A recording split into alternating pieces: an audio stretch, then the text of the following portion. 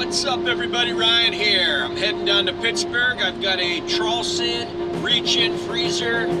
Temperature's 20 degrees and it seems to be icing up on the inside. So we're gonna go ahead and take a look at this thing, open it up. I'm guessing more than likely it's a defrost issue and it's probably icing up the coil or something along those lines, but we won't really know until we get there and pull it apart. So I'll be there in about 15 minutes. We'll open it up and see what we got.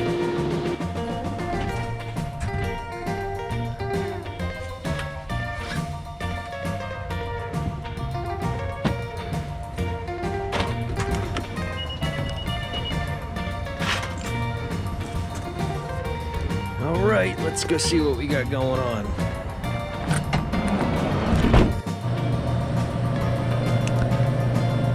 Well, this unit is 92 degrees inside. Blower's running and it's hot. So I'm gonna hop out to my van, get a ladder, and see what the hell we got going on with this thing.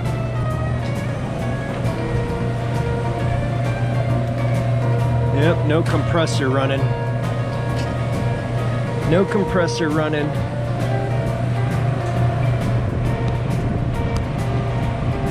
Condenser fans are running. So let me dig in here and see what we've got going on.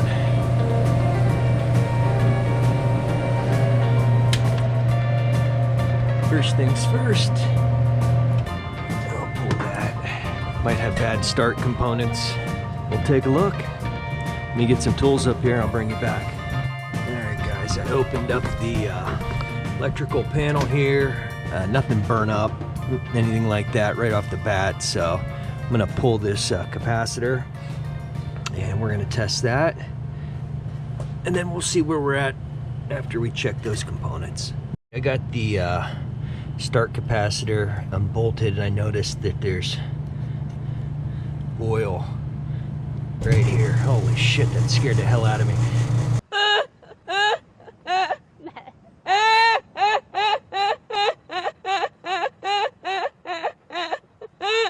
Oil all around right here, so more than likely we have a bad capacitor. We've got a relay in there, and then we've got our thermal overload here. So there's a United refrigeration right down the road. I'm gonna see if these parts are available for me to pick up, but let me dig in a little bit more and test this capacitor, and then we'll go from there. All right guys, I got the capacitor here. It's a 540 to 648 microfarad, and we're reading low. We're reading 16 and 14. Either way I switch my leads around. So we got a bad capacitor here. It's kind of tipped off with the oil that was down there. So I'm gonna get this start relay pulled out and make a phone call. All right, I got this relay pulled out. I've got oil all inside too. There's oil dripped all over the potential relay, so we're gonna be getting one of those as well. I'm gonna test this thermal overload now. See, they may or may not have it, so we'll go from there. All right guys, I'm heading to United to get a new potential relay and start capacitor. The thermal overload's reading good. I couldn't get it out. I don't really want to pry on it, break it. So we're gonna start with this, get this compressor going, see if there's any other issues, run it, make sure the refrigerant charge is good, test the defrost, sit and watch it come down in temperature. The windings on the compressor showed good, so I'm fairly confident it's just the start components. So let's head to United and get that stuff.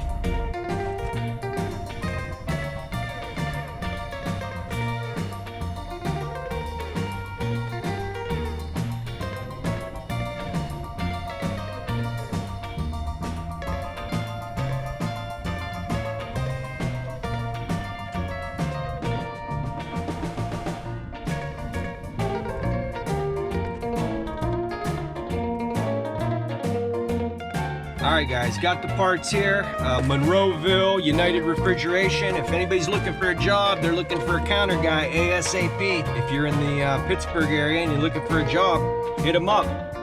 United Refrigeration, Monroeville, Pennsylvania. Let's get back to the job, put these components in, and get this compressor going. All right, guys, I got my parts. I'm gonna wipe up some of the oil that's down here.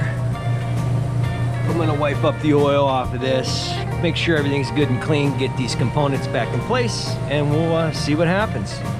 While I've got this one out, before I put it in, I just wanna test it, make sure it's good. And there we go. 561, right in between the rating. So the 14 on that old one just wasn't cutting it. I've got the potential relay in. I'm gonna get this put back in place, and then we'll get everything buttoned up and turn it on. Now I checked this thermal overload. It is closed, but the problem I'm having is it doesn't want to come out. I'm not sure if I have to remove this plate to get that out of there or pry on it, but I don't want to break it and screw myself. So it is closed, so that's why I'm not replacing that. If it becomes an issue here after I get it running, then I guess we'll address it. But it's not easily coming out. There's no clip holding it in, and I don't really want to pry on it or break it. So I'm gonna get this all put back together. I'm gonna pop this cover, take a look at the evaporator real quick, make sure that the fans, you know, the blades aren't broken or anything like that. There's no obstruction, anything going on there, and then we'll power it back up. All right, got it all wired back up. I'm gonna leave this cover panel off for now. That way I can check amp draw on this after it's running. Suppose I could pull this panel, do that. I'm gonna have to do that anyway to check to make sure the defrost heater's working, but for now I'm gonna leave it off. We can always disconnect power and button it back up. So let me move some of this stuff. I'm gonna pull this. We're gonna take a look at the evaporator and the evaporator fan motors. All right, well, here we are. That fan motor doesn't feel good. It's not spinning freely. We're gonna leave this cover off and see what's up with that. And then I also found this cardboard in here, which seems a little odd. Why would there be cardboard down there?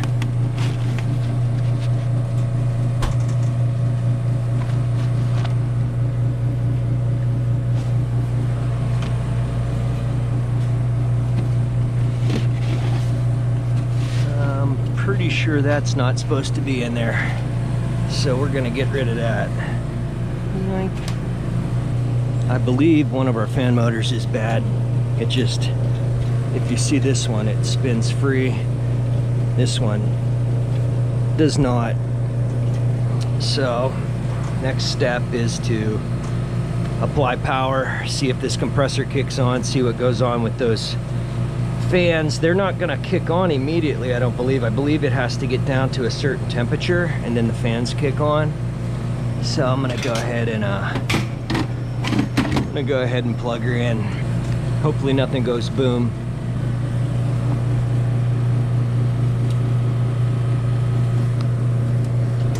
All right, well, our compressor started. That's good.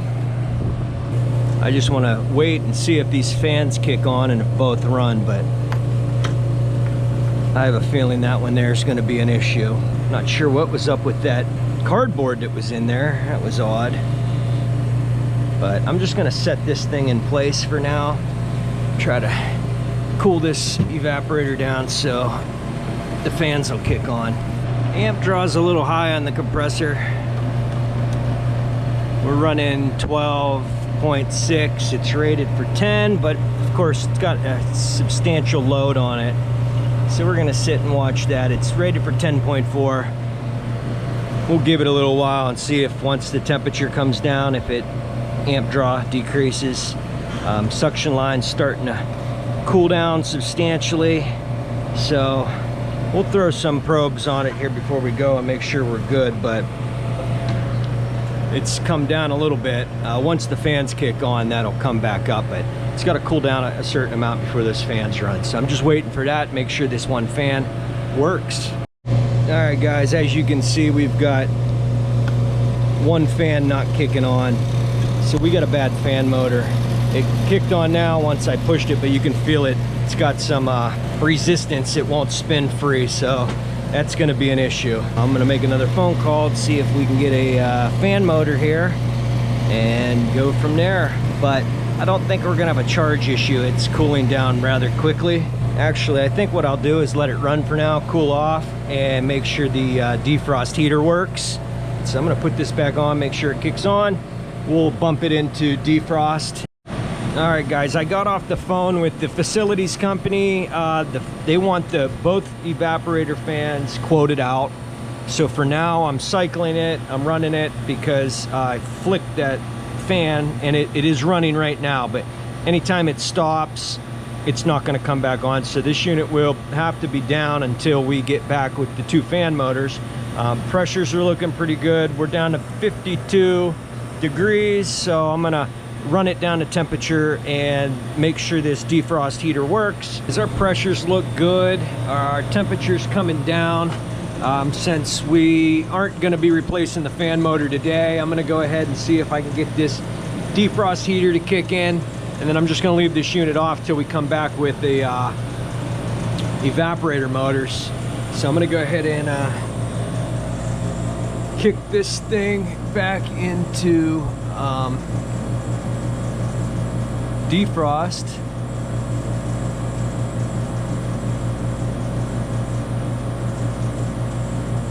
All right, let's see here.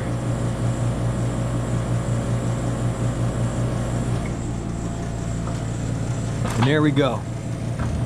So we've got 6.95 amps. That is the defrost heater.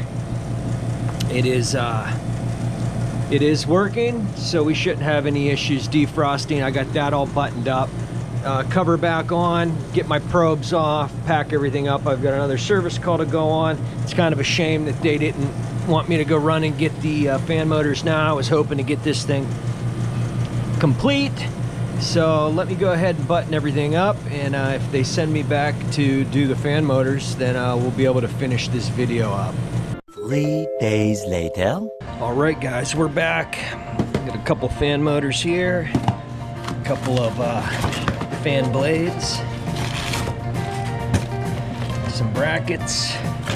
We're gonna go ahead and pull this stuff out, get it swapped out. I'll bring you back when I get to the fan motors.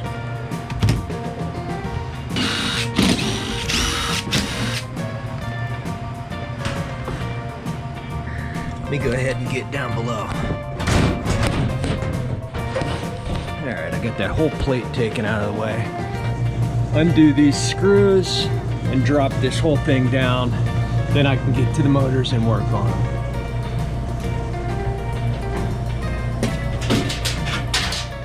Got this out. All right, guys, got 2 motors, 2 fan blades.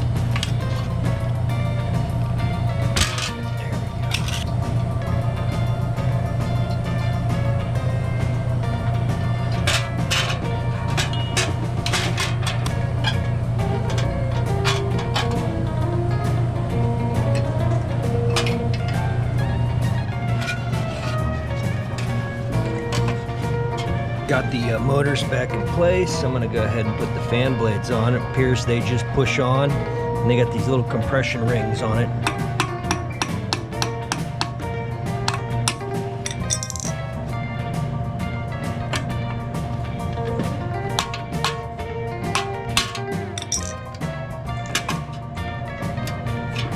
And as you can see, we're clearing. Everything looks good. It's sitting right inside the hole here, so I think we're in good shape there. They're both on there nice and snug. I don't think they're gonna be coming off anytime soon, so let me go ahead and shove this back up in. We'll get the screws all put back in. I'll get that plate in, we'll get it wired up and get this unit going. Here we go. Go ahead and get all these wires wired back up. Good to go there. And I'm just gonna put a zip tie right here where all the wires connect, so they're not flopping around and hanging loose.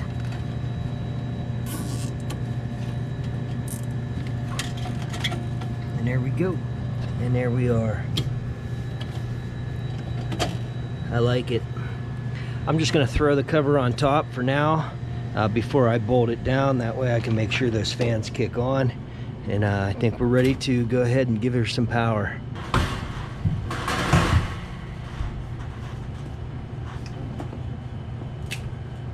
We got her plugged in. Go ahead, turn on the power switch. Those fans won't come on until that evaporator cools down a bit. Compressor's running. That's a good. A bit of vibration here. It's probably this discharge line laying in this pan.